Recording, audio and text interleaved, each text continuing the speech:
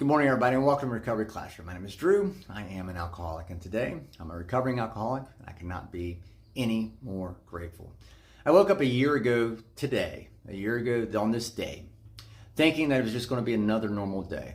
My normal days consisted of myself, Eric, Drenda, and Josh in constant contact via a text message thread that we had. We would spend at least 7 hours a week inside of some type of meeting, be it inside of a treatment facility, be it in a normal meeting, just trying to share that message of hope, healing, and restoration. Just trying to let people know that no matter how far down the scale you have gone, you can turn things around. And that's 7 hours a week, not to mention all the hours at the IHOP or the Waffle House or in my front yard digging up a water line, at the hardware store. It became family. And typically on Thursdays, we took the day off. We all knew and were well aware of the responsibilities and family obligations and career obligations that we had to take care of. And let's be real, I probably annoyed the hell out of those guys to where they needed that Thursday off. Nevertheless, I woke up a year ago this morning thinking that, hey, we're going to pick up right where we left off. And I was waiting for that text message from somebody in the group, and it never came. And as the morning wore on, I was at work, and I got the message that Josh McCormick, our friend that we called Bigfoot, he passed away. And I woke up this morning, a year later, and I realized that hole is still in my heart. That piece of that Josh fulfilled in not just my life, but the lives of my family, my kids, my youngest son. It's still there. It hasn't gone away. Josh McCormick is somebody that not only left an impression in our lives, but he also taught us a lot of lessons too. And over the course of this morning, I've been reflecting a lot, not just on what he did and the impact he made, but on what he taught myself and many others in this area.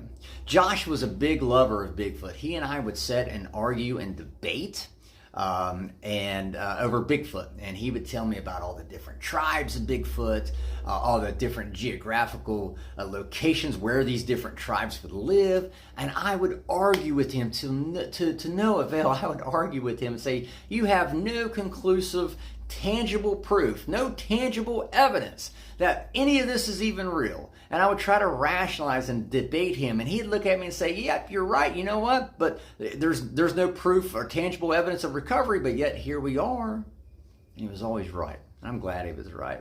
That's another reason why we called him Bigfoot, but it was because of the footprint, because of the impact that he made, that I saw him making, again, not just in my life, but also my son's life, who's 16 years old.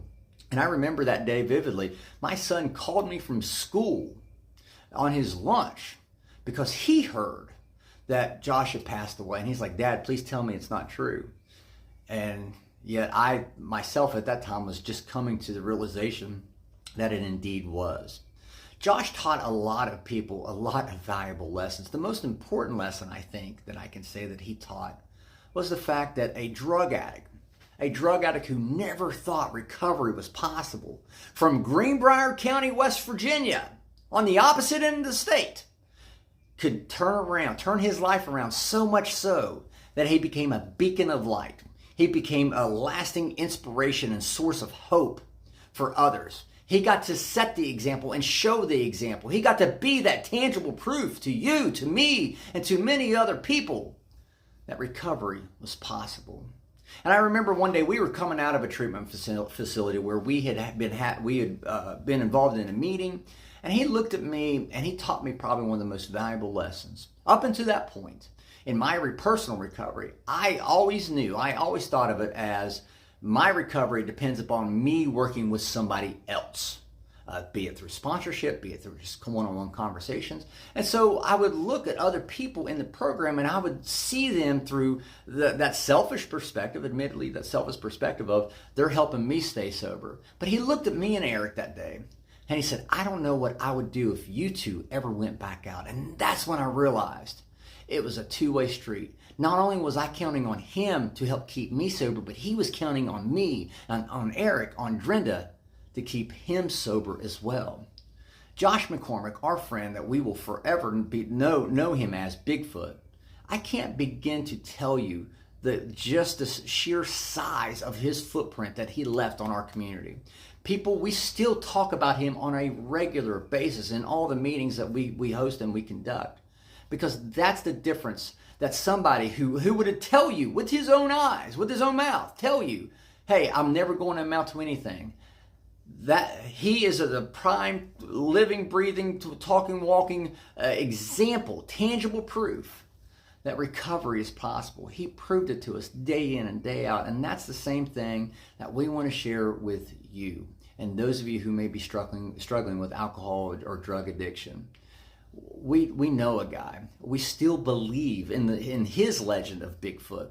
We saw it with our own eyes. We saw the proof. And his impact and the proof that we witness is still being felt today. I want to take this day and remember our friend Josh McCormick, Bigfoot, and let everyone know just what type of a wonderful person that this drug addict from Greenbrier County, West Virginia, ultimately became. And I hope one day when his family, his friends look back, they're going to see this, and they're going to remember just the legacy and the life that he lived here in this area, just how many people it touched. Josh, you will never be forgotten, I promise you. And with that being said, we'll always believe in the legend of Bigfoot.